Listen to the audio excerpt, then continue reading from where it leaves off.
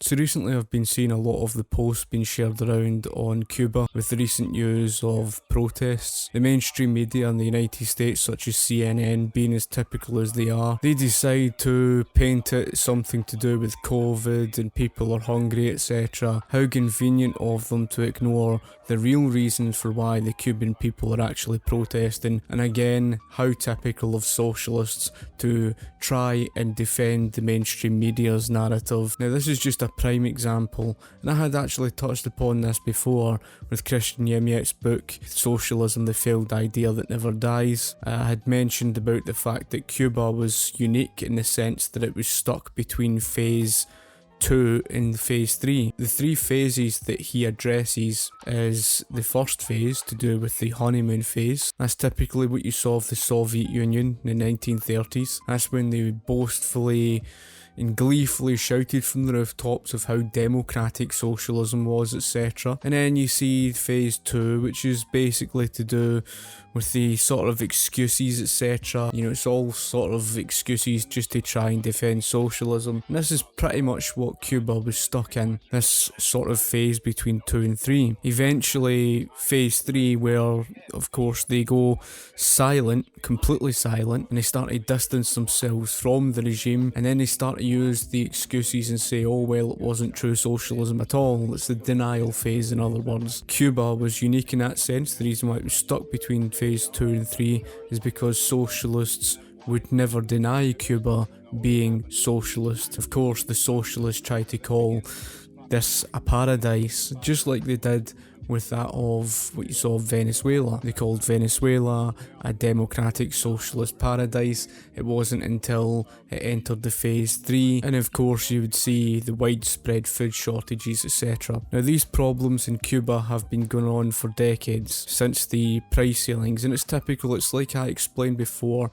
on the failure of socialism, and there's a world of difference between theory and practice. And again, it's the denial of what socialism is defined by. This is why you never really debate socialists, because all they're going to do is move the goalposts and redefine socialism outside of what socialism actually is. Socialism is all about completely expropriating all private individual ownership, completely eliminating the market. I reiterate this, and the definition of a market economy is very clear. It's in reference to capitalism. So in other words, socialism, in order to have complete communal ownership of property, they would have to expropriate all of that, and you never saw that within the Ukraine Free Territory, of course. This is the thing, because again, it all goes down to this thing where socialists just try and repackage, relabel, redefine socialism. Socialism is defined around political centralisation, economic central planning, collective ownership or control over the means of production. The only reason for why socialists are trying their hardest to now try and, differentiate themselves from the economic central planning is simply because they're trying to relabel and repackage what socialism actually is. Even from their aspirations, there's a world of difference between their aspirations to what turns out in practice, so they are not the same thing. So for example, ushering in this full-blown socialist economy, which of course they require to get rid of the private sector. Well, how are you going to get rid of the private sector? The only way that you're going to achieve that, essentially, is by the use of force through coercion. In other words, you require a specific entity to carry that out. That's going to be the government. You're then faced with the economic reality, the economic problems that then follow that. Getting rid of the private sector, how are you going to pay the wages? Well, you're going to end up running the printing press, driving inflation through the roof, and when inflation drives up, you're then faced with the very problem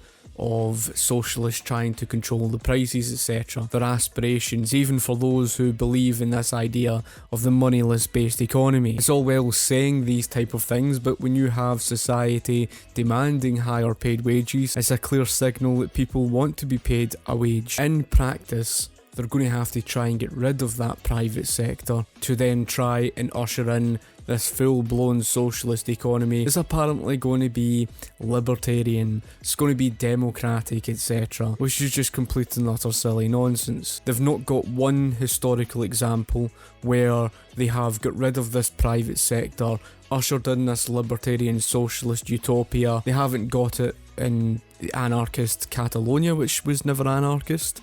in the 1930s. Instead, you saw a terror group immediately form. It was the exact same story in the Paris Commune. They terrorised private property owners, used violence against them, and that's not the definition of libertarianism. It's not the definition of liberty at all. You cannot strip an individual of their rights and liberty and then claim that you stand for liberty at the same time. Socialism is all about trying to prevent all private individual ownership, to eliminate it completely, to usher in their communal ownership. Now, I don't need to go into the contradiction of where they try to tie in personal ownership of possessions with that of communal ownership of property, okay? Because communal ownership has nothing to do with personal ownership at all. Nothing whatsoever. Not a single thing. These people are so deluded. They can turn around and say to you, oh, but that's not what I support. I don't support the central planning. Well, that's a very big part of what defines socialism. So this is exactly what I mean about them trying to redefine, repackage and relabel what socialism is. So for example, a very, very big part of what defines everything to do with socialism is political centralisation. And this is what it means by the name socialism. When you socialise property, socialism. Now what that simply means is you're taking it out of private individual ownership hands and you're basically centralising, you're collectivising, you're bringing it together, it's universal. That's why when you talk about socialised medicine, you're speaking about universal healthcare. In other words, it's for the nation, it's for the collective. Collectivisation is centralisation. That's what you're doing. You're socialising property. So a very big part of what defines socialism, what they are desperately trying to do is redefine and repackage and relabel socialism. They're trying to relabel socialism as something outside of centralism. To decentralise property is to privatise. That's what it means. That's why they are so oxymoronic. You cannot reason with the unreasonable because they don't accept socialism for what it is. So when you talk about Cuba, Cuba is faced with the problems that it is because it's the natural state of socialism. Private individual ownership is important for the sake of your liberty, because in order to control an entire population, to prevent that from occurring, you require dictatorship. And that's essentially what collectivism is in practice, because to collectivise it is essentially to subordinate the individual's rights and liberty. Now if you're going to have to control an entire population, you're going to have to use dictatorship. And again, the word control is the antithesis of liberty. So you're not going to get liberty through that of collectivism. Every single time you could ask the question, again, it goes back to that thing, how's the state just going to wither away? They never give you that answer. Now, the thing you've got to find truly magical about these Western socialists crawling all over Great Britain and the United States of America and even places like Canada, etc., is the very fact that these people think they know better about socialism than those that actually lived the actual horror. You would never see them going and living in those type of countries. Now there's a very, very strong difference between that of the people who actually live in Cuba to that of the tourists who visit Cuba. Tourists who are visiting Cuba gain access to things that, of course, these normal Cuban people don't get access to, and they wouldn't be able to afford it anyway. The world of difference between a tourist is, let's say, for example, somebody from the United States. They have the purchasing power of the dollar. They have the money to at least to buy and get better quality service. I even pointed this out before, folk. The Cuban people get literally about $25 worth in terms of spending for the entire month. So they don't really get much. They can barely afford things. The costs drive up because of inflationary problems. They are left in destitute poverty. This is the very reason why they are protesting, folk. They are protesting because it's an oppressive regime. They have no freedom, and this is why you're seeing the protest. The Cuban people are telling you this themselves. Now, what does that tell you? And we're not just speaking about Cubans who live in that of the United States. We're talking about Cubans who actually come from Cuba who are telling you this themselves. There is nothing really to do with COVID.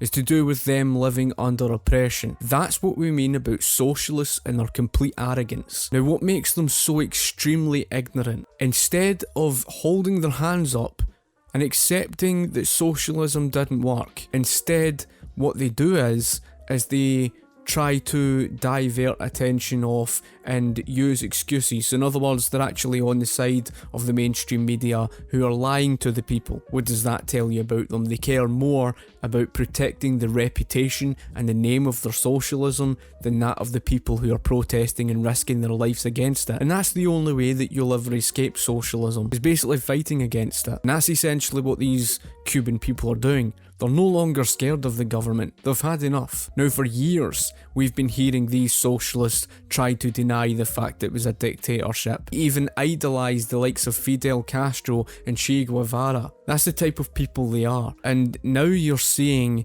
these people protesting against socialism, and it's coming out. The evidence is so clear that they're protesting against socialism, so this is going to be very interesting. They're stuck between phase 2 and 3. I think it's now getting to the stage of entering phase 3. After it reaches phase 3, you see the fall of silence. In other words, the socialists distance themselves, and then they say, oh, but that wasn't true socialism, it wasn't socialism at all. This is where they contradict themselves. For years they've been calling, Cuba this socialist paradise, etc. They like to go on about the education and the healthcare, etc, etc. Where they're protesting against socialism, they can no longer hide from that. The only thing that they have left is using up an excuse to say, oh, they're not protesting against socialism, but that's just rubbish. The evidence is coming from the people themselves. So if they've not got that excuse, the only excuse they've got left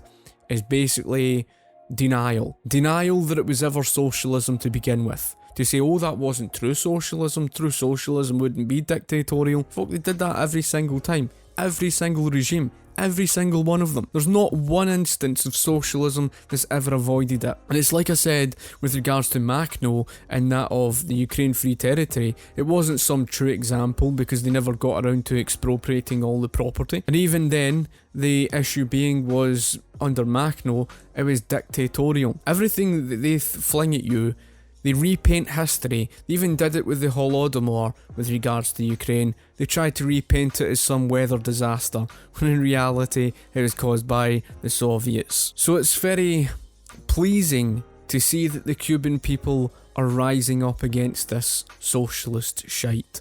It really is, folk. It's nice to see that the Cuban people have had enough. Yeah, it wasn't that before the protests. Before the protests, they're saying, oh, so look at our wonderful, sexy socialism. The Cubans love it. They love their socialism. They're compulsive liars. They're all over the shop. Once they start conceding to the fact that they require the market, if they accept the market, they're not accepting socialism. And that's how you know. So that's really it in a nutshell. And I had a comment recently from a guy who I think is originally from Cuba or whatever, and he's basically warning about socialism. And yeah, I mean, what can I say about people like this? At the end of the day, I'm fully with you. I can understand exactly how you would feel. I understand how all the Venezuelan and Cuban people feel. You know something, folk? I don't care how many people have turned their backs on me. I don't care how many people hate me for the sake of what I do, with putting out the content that I do. I don't care about the censorship. I don't care about how many people I have offended over the years over it. I have stood strongly in my position and I have been consistent, and anybody that's known me long enough knows that even over the past 10 years I have been consistent. I have not changed. I haven't changed in one single bit of my position. I have been consistent in everything that I have stood for.